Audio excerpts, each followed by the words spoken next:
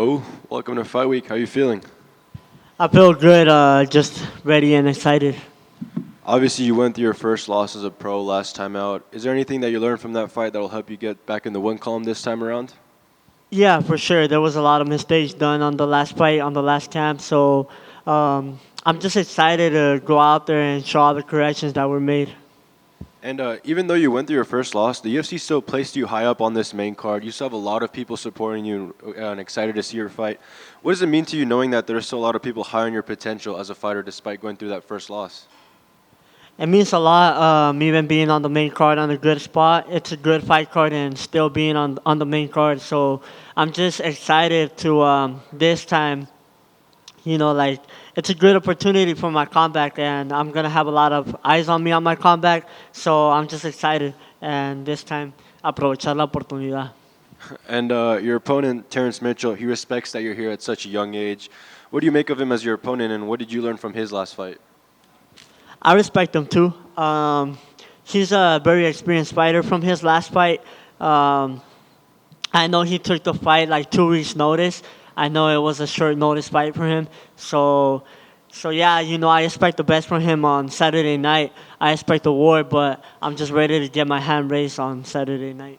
And obviously, Saturday night, Noche UFC, first time the UFC does a Mexican Independence Day card. How special was it for you when you got the call that you're going to be on this card, and even better knowing that you're going to fight in front of your fans? I got really happy. It's a very special day.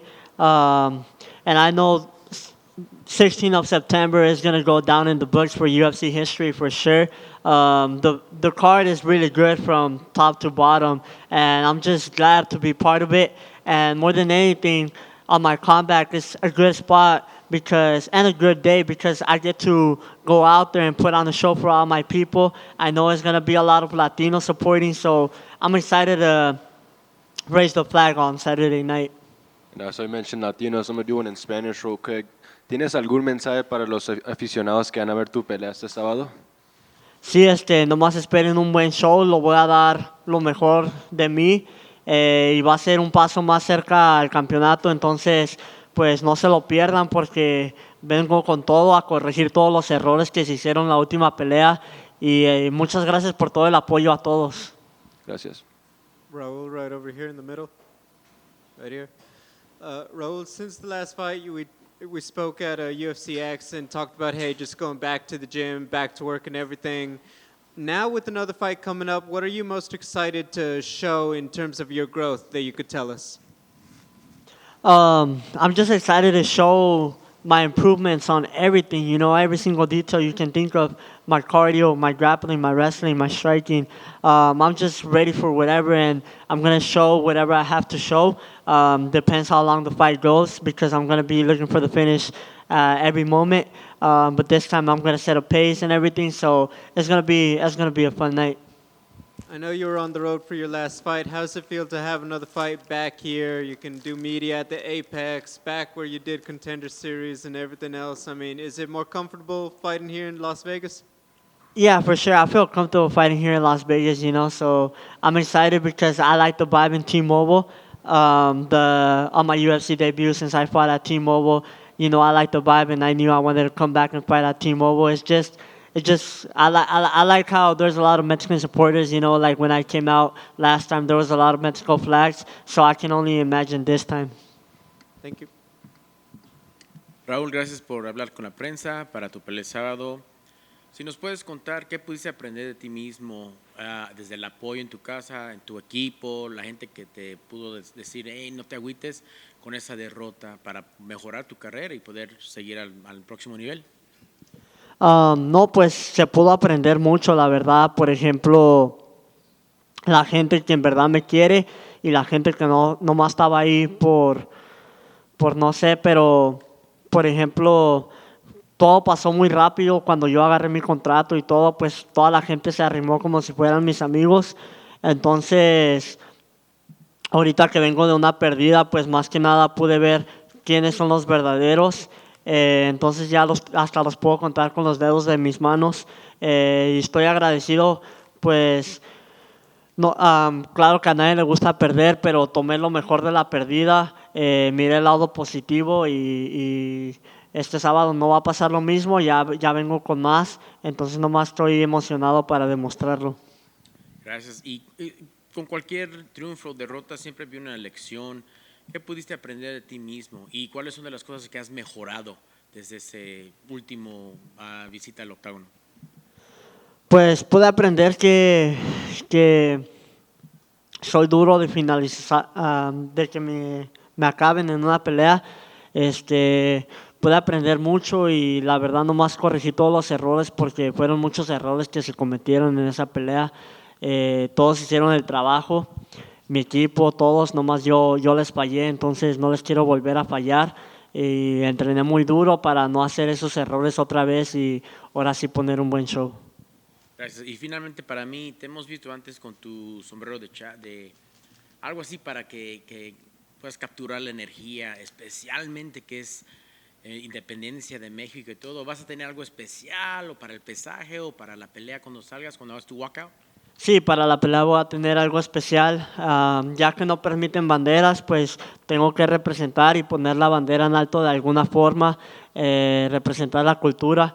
Entonces, pues voy a salir con el sombrero el día de mi pelea y estoy emocionado porque sé que se va a aprender y se va a poner bueno en T-Mobile y ya nomás estamos listos. Gracias, men. Buena suerte el sábado, Raúl. Gracias.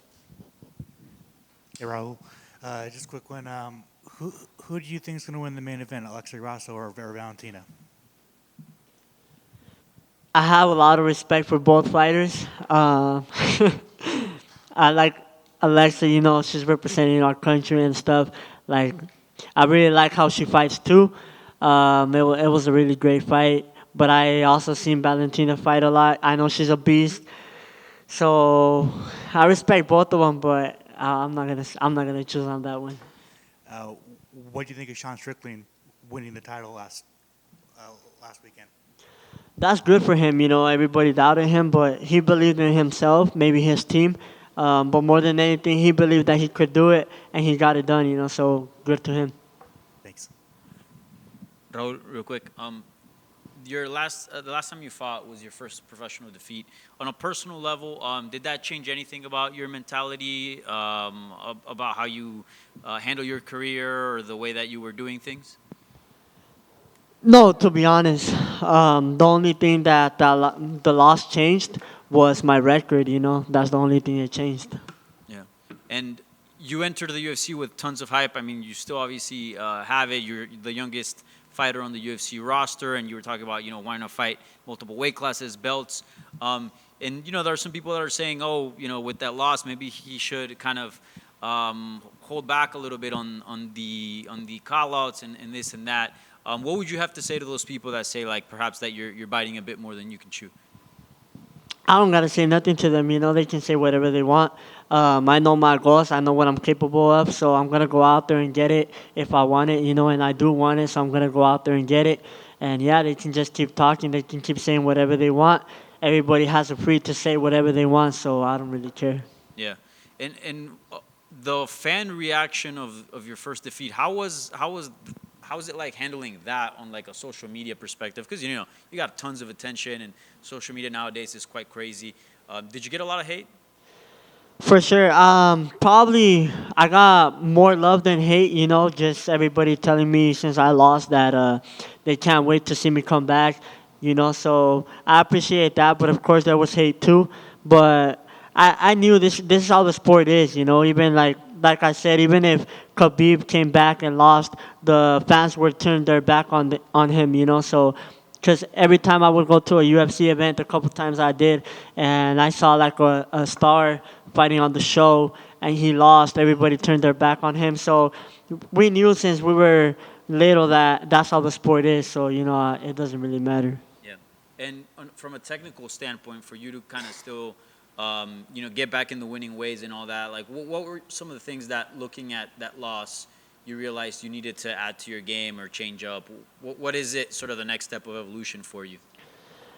More than anything, have a game plan, have a strategy. But yeah, like I said, there was thousands of mistakes made on my last fight that I can't even count. So yeah, I just made sure to correct every single one, and it made me a better fighter now. So I'm excited to go out there and show how much I've improved in this couple months. So yeah. Yeah. Goal still the same, youngest UFC champion in history? Yeah, for sure. Everything I've said in the past, all the goals I've said in the past, nothing has changed. Everything remains the same. Everything I meant it. If you bring something up that I said in the past, I'll still admit to it. Like I still think the same way. Nothing has changed. Y un par en español bien rápido. ¿Qué significa ser parte de Noche UFC? Este evento está haciendo para resaltar el talento mexicano y obviamente la independencia de México. ¿Qué se siente ser parte de este evento histórico que es el primero en la compañía? No, pues se siente padre, ¿no? Es un sentimiento bonito de poder formar parte de una cartelera así. Como lo dije, es una buena cartelera desde el comienzo hasta el final. Yo sé que el 16 de septiembre, el sábado, va a ser una noche que va a ir a la historia de UFC porque es la primera vez que hacen un evento así para los mexicanos en un día tan especial. Entonces, nomás estoy agradecido por la oportunidad de poder formar parte de esta cartelera y la voy a aprovechar. ¿Te gustaría que UFC hiciera esto algo ya tradición anualmente, todos los 16 o fin de semana, que hiciera este tipo de evento para resaltar el talento mexicano y no sé, un día de pronto tú hasta encabezando este tipo de evento? La verdad sí, me gustaría que lo hicieran cada vez, entonces el sábado van a ver que hay mucho talento mexicano, van a ver que no se van a arrepentir de lo que están haciendo este sábado, pero la verdad estaría más chido si para la otra en vez de Las Vegas lo podemos mover a la Ciudad de México o a cualquier parte de México, creo que estaría mejor, pero este sábado nomás van a tener una probadita de cómo peleamos los mexicanos y cómo se prende el show y van a ver que necesitan, que el momento para llevar la UFC a México es ahora. Y por último, ya me comentaste en inglés, pero si puedes comentar en español, las enseñanzas que te dejó tu último combate donde pues sufriste tu primera derrota como profesional. Me dejó muchas enseñanzas, no nomás en la pelea, sino en la vida. Entonces estoy agradecido, como lo digo, a nadie le gusta perder, pero nomás miro el lado positivo y estoy agradecido por todas las enseñanzas que me dio. Entonces ya nomás estoy listo para demostrar todos los errores que corregimos de la última pelea. Y sí, por ejemplo, como lo digo, ahora puedo contar mis amigos con los dedos de mis manos y por eso estoy agradecido porque sí pude ver muchas cosas aparte de la pelea que pude ver.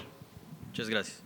Just want to chime back in here real quick. I know it's been a couple months, but you actually trained with the former undisputed bantamweight champion Aljamain Sterling. How was that experience like for you? For sure, I realized I needed from my last fight, that's another thing I realized I needed to be in a more competitive MMA room. Like I needed higher level training partners. So, it was a good experience training with Aljo and picking his brain a little bit on some things. Since he already has more experience. So yeah, I was able to learn some few things from him. And I just want to get your thoughts on that UFC 292 bantamweight showdown between Sterling and O'Malley. That was crazy. I didn't expect that, but it brings more attention to the division having a champion like Sean O'Malley. He brings a lot of attention, a lot of hype. So now the division got interested, and I'm just excited to see how it unfolds because I know there's a lot of top level fighters on the top 5 that match up good with Sean O'Malley, and you also have good up and comers like Umar Nurmagomedov. So it's just gonna be exciting by the time I get there to see who has the belt. What's your dream fight in that 135 division? I don't have any dream fight, but I think a lot of fights would bring a lot of attention. A lot of fights would be interesting, like Sean O'Malley for sure. But he'll probably be gone by the time I get there. I think he's going to do a lot of other things that he can, maybe go up to 145 and maybe go do some boxing matches. So it depends how quickly I can get to the belt, who's there. Awesome. Thank you.